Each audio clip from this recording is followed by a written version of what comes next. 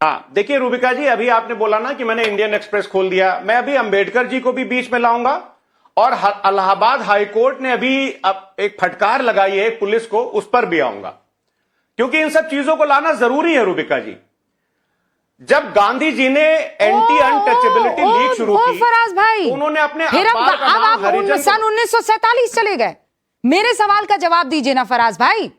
मैं कह रही हूं हाई पावर्ड कमिटी जांच करेगी। अरे 1947 नहीं, 1932 में जा रहा था। चलिए 1932, फिर मैं 1937 में आ जाऊं।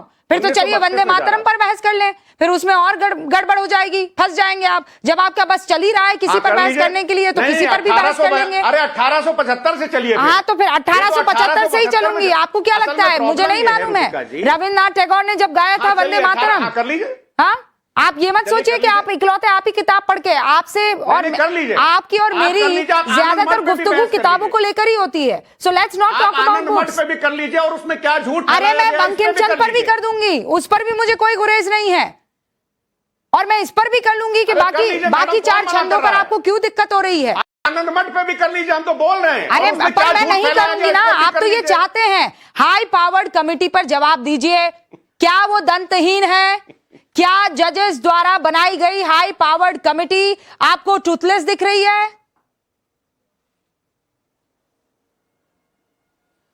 देखिए रूबिका जी, मेरा जो है इस देश की कोर्ट्स पर और इस देश के संविधान पर सबसे ज्यादा भरोसा है।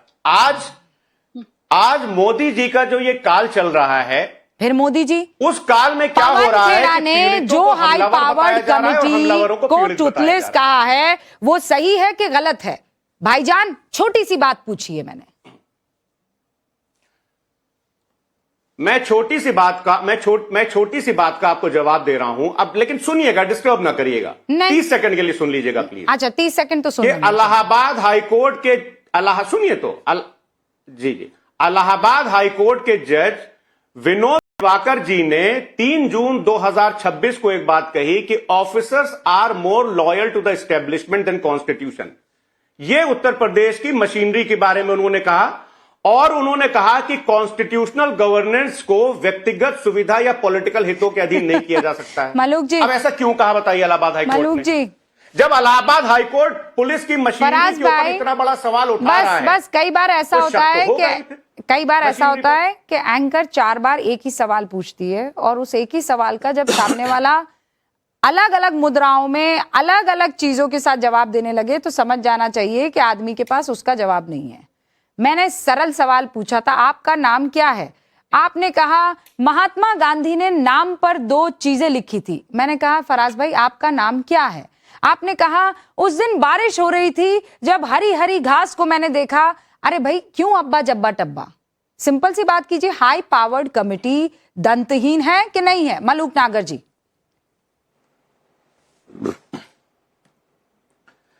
देखिए रूबिका जी, ये कहने के लिए कहते हैं कि संविधान के हिसाब से मूव करेंगे।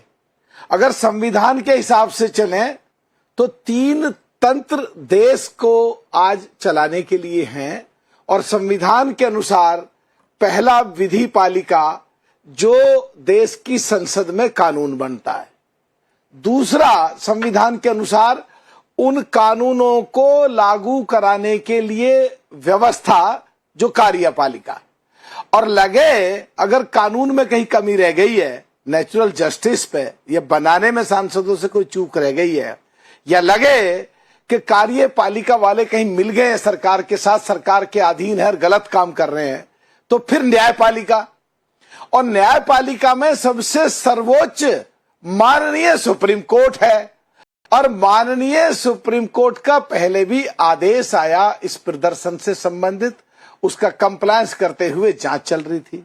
इन्होंने कहा जांच में कुछ न सरकार हस्तक्षेप कर रही है, तो माननीय सुप्रीम कोर्ट ने जांच के लिए हाई पावर कमेटी का गठन करा, जिसके मुखिया माननीय सुप्रीम कोर्ट के रिटायर जज और बाकी अलग अलग प्रदेशों के हाई कोर्ट के जजेस और देश की जो एजेंसी सीबीआई आदि के रिटायर ऑफिसर और प्रदेशों के जो चीफ सेक्रेटरी या डायरेक्टर जनरल पुलिस जो मुख्य पोस्ट से रिटायर हुए हैं, उन अधिकारियों को लगा के एक कमेटी बनाई, और कांग्रेस अगर उसको आके आज दंतहीन कह रही है, माननीय सुप्रीम कोर्ट के आदेश को कुछ नहीं समझ रही है, और जब इन पर कंटेम्प्ट ऑफ कोर्ट के केस चलते हैं तो घुग्गू की तरह जाके हाथ जोड़ के माफी मांग के बड़ी मुश्किल बच के आते हैं। हाँ। फिर संविधान से खेलते हैं, संविधान की किताब केवल दिखाते हैं, संविधान के अनुसार चलना चाहते नहीं है। क्या देश में अराजकता फैलाना चाहते हैं? तहसीन क्या पुनावाला। देश के संविधान के अनुसार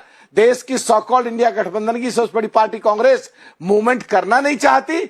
यह आके ज्ञान बांटेंगे, आए बाएं साए लाए टाए फिस, कुछ मतलब नहीं है जिन बात का। गुड मॉर्निंग कहेंगे, मक्का बोइए, अरे पूछ कुछ रहे हैं, बोल कुछ रहे हो, समझ नहीं आता है कि अगर माननीय सुप्रीम कोर्ट ने आदेश दिया और हाई पावर कमेटी बनाई और उसमें ज्यादातर रिटायर्ड जजेज रखे, तो जांच हो रही है, नहीं, ये एफआईआर भी पहुंच आप देखिए जाएगी तो और सही। साफ हो जाएगा। और अगर सो कॉल्ड नहीं सर, मलूक सर ये देखिए तो सही क्या कह रहे हैं। वो ये कह रहे हैं कि it is headed by a former supreme court जज who served as chief justice of Gujarat high court. अरे गुजरात हाई कोर्ट ना हो गया, पाकिस्तान का हाई कोर्ट हो गया कोई। रूबिका जी 10 सेकंड, रूबिका जी 10 सेकंड। इसका मतलब ये गुजरात को अपने देश का प्रदेश नहीं मानते क्या? इसका मतलब क्या ये जुडिशियरी गुजरात हाईकोर्ट के जज को करप्ट कह रहे हैं क्या? क्या इनको अधिकार दे दिया जजों की और कोर्टों की बेइज्जती करने का? Okay. क्या ये कंटेम्प्ट ऑफ कोर्ट को नहीं डरते हैं? हाँ। एक बात रूबिका जी, एक बात और कह रहा हूं, जब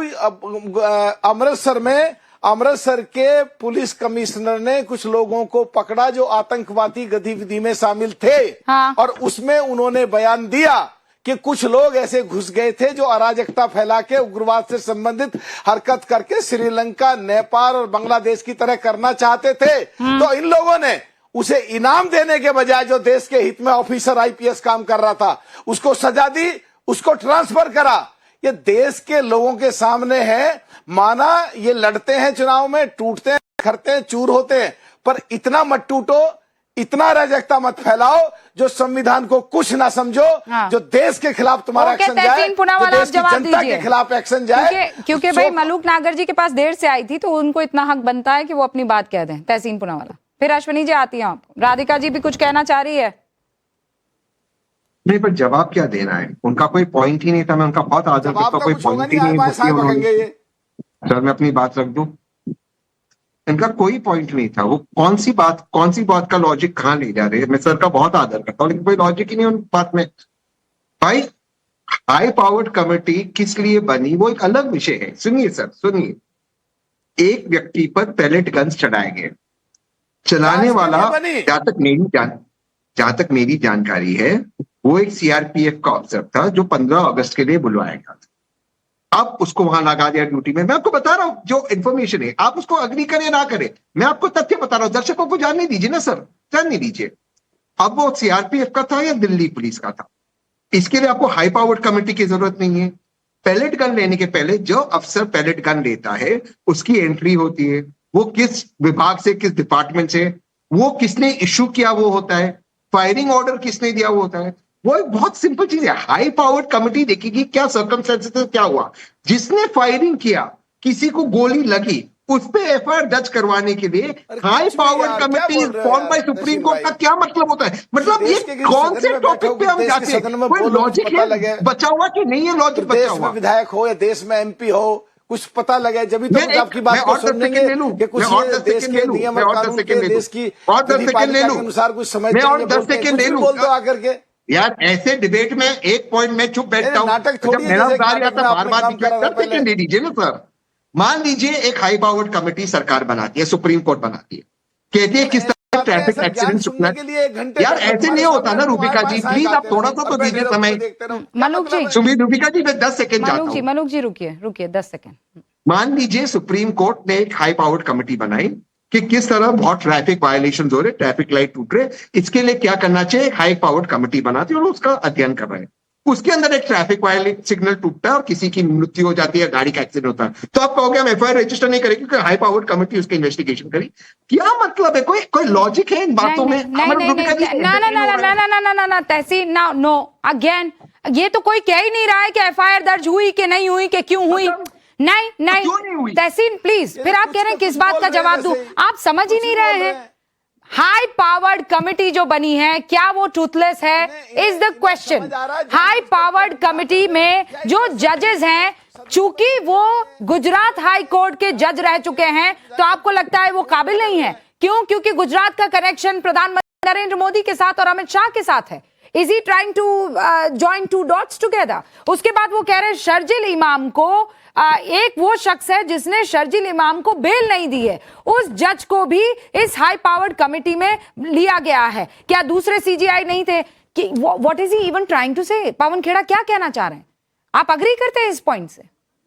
नहीं, इससे मैं अग्री नहीं करता हूँ। जजेस पे व्यक्तिगत टिप्पणी नहीं होनी चाहिए। बस। और गुजरात का मोदी जी से कम कनेक्शन है, गांधी और कांग्रेस से ज्यादा कनेक्शन है, महात्मा गांधी और सरदार वल्लभ भाई पटेल से। अब्बास, फिर अब आप इधर उधर ले जाने लगे थे, यही तो बात आकर फंसती है ना, अटकती है। अश्विनी जी, अब क्या करेंगे आप? ओपिनियन होगा, मैं थोड़ा उसका वो राहुल गांधी। हाँ, ये आपके लिए बहुत बढ़िया है। जैसे ही पकड़ो कहो ये तो उनका ओपिनियन है, मेरा थोड़ी वास्ता कोई है। हाँ।